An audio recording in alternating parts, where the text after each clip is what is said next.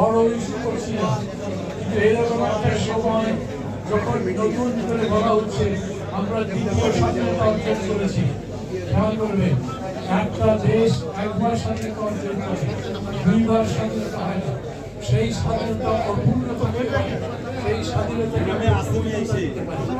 ওই স্বাধীনতার মধ্যে গণতন্ত্র না থাকতে পারে, ভোটের অধিকার না থাকতে পারে, আমরা লড়াই করতে পারি, জীবন দিতে পারি, যাতে ভোট পূর্ণতা পায়, যাতে আমাদের কথা বলার অধিকার হয়, যাতে মানুষের মধ্যে বাঁচতে পারে। সেই অর্থে আমরা একটা নতুন বাংলাদেশ গড়তে চাই,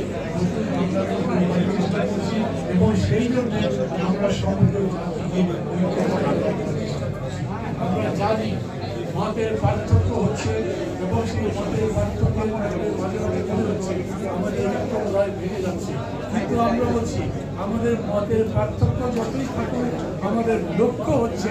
মত পার্থক্য সত্ত্বেও আমরা ঐক্যবদ্ধ থাকবো, যাতে গণতন্ত্র প্রতিষ্ঠা করতে পারে, যাতে দেশকে অগ্রগতির দিকে নিয়ে যেতে পারে, যাতে দেশের মানুষের জীবনে শান্তি আনতে পারে। সবথেকে বড় কথা,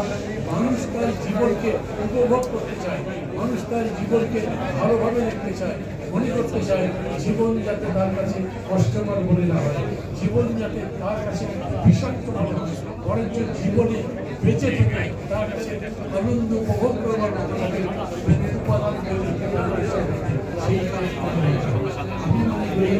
একটা দল যখন জনগণের জন্য কাজ করে তখন জনগণকে সেই রকম সুফল উপহার দিতে পারে। এবং আমি এটাও মনে করি বর্তমান সময়ে সেই সুযোগ আপনাদের